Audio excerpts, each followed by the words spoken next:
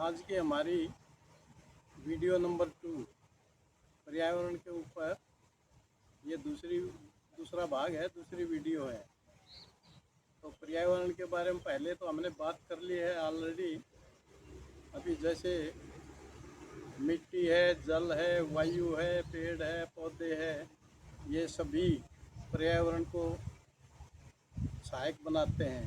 पर्यावरण का पूरा हमें साफ वातावरण देते हैं। इसमें जीव जंतु है, एक साइड में पेड़ पौधे हैं।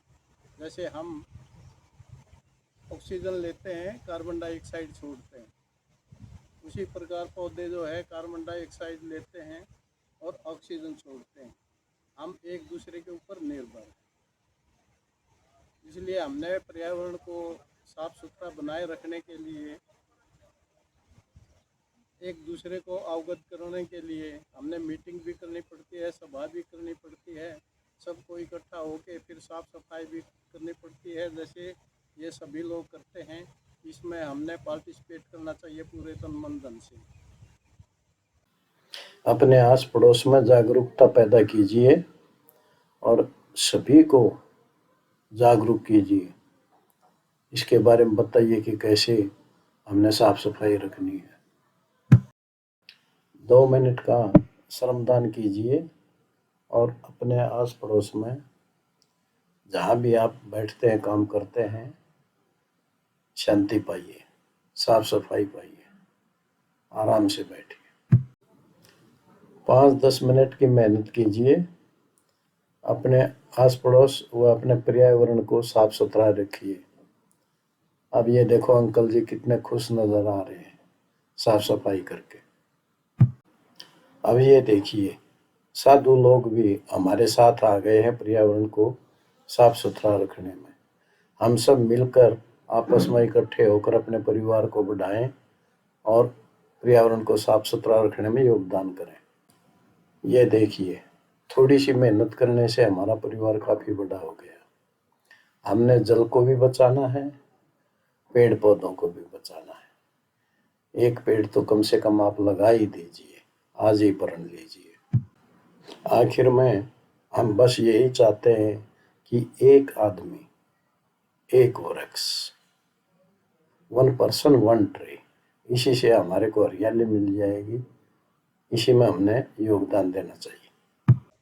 अगर हम अपना 5-10 मिनट डेली इसके ऊपर दें तो उसमें भी बहुत ज़्यादा योगदान हो जाएगा, बहुत ज़्यादा सहायता मिल जाएगी साफ़ सफाई के बारे में। सपोज करो हम किसी पार्क में खेल रहे हैं, बच्चों को भी खिला रहे हैं, और तो वहीं पे कोई टॉफ़ी खा रहा है, कोई कुछ खा रहा है, वो फेंक देते हैं उधर ही उसके कवर। तो आपको 5 मिनट लगते हैं, उनको उठा के सारे को एक डस्टबिन में डाल दो, फिर साफ़ सुथरा हो जाएगा। इस आराम से बैठो, आराम से बात करो, आराम से घूमो। यही है पर्यावरण। इसके बारे में सबसे महत्वपूर्ण चीज़ें हैं, जैसे वन, पेड़ों को कटाई। वन में हम पेड़ों को काटते रहते हैं। लास्टली पेड़ बचेंगे ही नहीं तो हमें ऑक्सीजन मिलेगी ही नहीं। ऑक्सीजन नहीं मिलेगी तो फिर जीवन पृथ्वी के ऊपर हम जी नहीं सकते किसी भी प्रकार से। न कोई जीवित प्राणी रहेगा तो ऑटोमेटिक ये ग्रह ही खराब, वो खत्म हो जाएगा। तो इसलिए पेड़ों को बचाना, हमने वन विभाग को बचाना सबसे पहला काम है। पेड़ हमेशा सबको एक समान, एक प्रकार से सबको, कोई बड़ा छोटा, कोई ये तेरा मेरा, कोई कुछ नहीं है, सबको एक समान छाया देते हैं। वो कोई भेदभाव नहीं है, चाहे उसमें पेड़ को काटने वाला हो, चाहे उसमें पेड़ लगाने वाला। यही प्रकृति का नियम है। प्रकृति को आप दोगे तो प्रकृति भी आपको डबल मात्रा में देगी। अगर आप प्रकृति को ही नष्ट करोगे तो आपको भी कुछ नहीं मिलेगा, सब बर्बाद हो जाएगा। उसी प्रकार जैसे पेड़ है, पेड़ भी कोई भी है, जैसे चंदन का पेड़ है, वो खुशबू देता है, वो भी सबको देता है बराबर। पेड़ पौधों को भी देता है, आदमियों को भी देता है, जहाँ जो भी उसमें रहता है, उसके आसपास है, उसको सबको देता है। और जो कुल्हाड़ी उस पेड़ को काटने वाली है उसको भी देता है वो।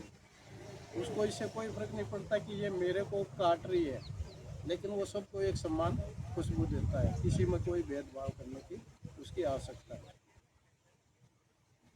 और ये पृथ्वी को, ये वन विभाग को, इसको वातावरण को जो बचाने के लिए है, ये हमारे पूर्वजों से नहीं है, यह हमारी आने वाली छोटे बच्चों से है, संतान से है। जो छोटे बच्चे हैं उनके ऊपर डिपेंड करता है कि वो इसको कितना रख पाएंगे, उन्हीं के ऊपर है। वो तो चले गए, लेकिन इसी से हमने इस प्रकृति का बैलेंस रखना है। उनको अच्छी शिक्षा दोगे, अच्छा इसके बारे में बताएंगे, तो तभी जाके इसको बैलेंस बराबर रख पाएंगे। ये नहीं है कि एक चीज़ को ख़त्म करते जाओ दूसरी को बढ़ाते जाओ। संतुलन रखना बहुत ज़रूरी है पर्यावरण के लिए। नदी है, उसका भी पानी है, वो साफ रखना है, क्योंकि वो हमारे पीने के काम आता है। जलवायु है, वायु, वो भी हमें अगर उसी में कारखाने लगा देंगे या और कुछ लगा देंगे, धुआं उगलता रहेगा, तो वैसा ही हमें मिलेगा, तो सभी बीमार रहेंगे। उसका कोई फायदा नहीं। हम सबको बराबर की पर्याप्त मात्रा में सुविधा देती है, उसमें किसी तरह का कोई वो नहीं है, लेकिन वो आपको जीवन के लिए, आपके जीने के लिए सभी कुछ देती है, हर एक चीज़ आपको मिलेगी, लेकिन वो आपका लालच भरने के लिए वो नहीं देती अपने को। अगर आप लालच में आके मेरा जीरो एक और बढ़ जाए, एक और बढ़ जाए, तो वो नहीं है।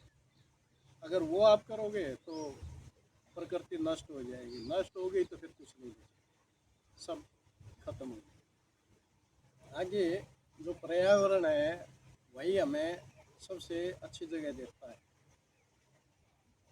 हमारे सब मिलने की, हमारे घूमने फिरने की, हम एक दूसरे से इंटरेक्ट करने की, यही प्रकृति में, यही पर्यावरण में, इसी में हम मिल सकते हैं, इसी में काम कर सकते हैं, इसी में सभी कुछ होता है। सबसे अच्छी जगह यही है। और जो इस मिट्टी को ख़त्म करेगा वो अपने आप ही ख़त्म हो जाएगा। जो मिट्टी को, वन विभाग को, इनको सब खत्म करेगा तो समझो अपने आप को ही वो ख़त्म कर रहा है। क्योंकि पेड़ पौधे ही हैं जो पृथ्वी के फेफड़े हैं, लंग्स हैं, उसी से फेफड़े, उसी से पृथ्वी सांस लेती है, हम भी उसी से, हमारा जीवन चलता है, उसी से सांस लेते हैं। अगर ये पेड़ पौधे ही नहीं रहेंगे तो हम भी नहीं रहेंगे, अपने आप ही नष्ट हो जाएंगे। तो इसकी रक्षा करना, पेड़ पौधों की, पानी की, जीव जंतुओं की, हर एक चीज़ जो बनाई गई है प्रकृति ने अपना बैलेंस रखने के लिए बनाई है। अगर उसी को हम किसी भी एक चीज़ को ख़त्म कर देंगे तो बैलेंस अनबैलेंस हो जाएगा, फिर उसका कोई यूज नहीं। तो इसका विशेष ध्यान रखना है, साफ़ सफाई का भी, बैलेंसिंग का।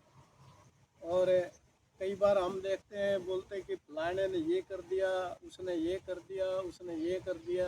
ऐसा कुछ नहीं है। चमत्कार हवा में करने से नहीं है, और न ही चमत्कार पानी के ऊपर चलने से होता है।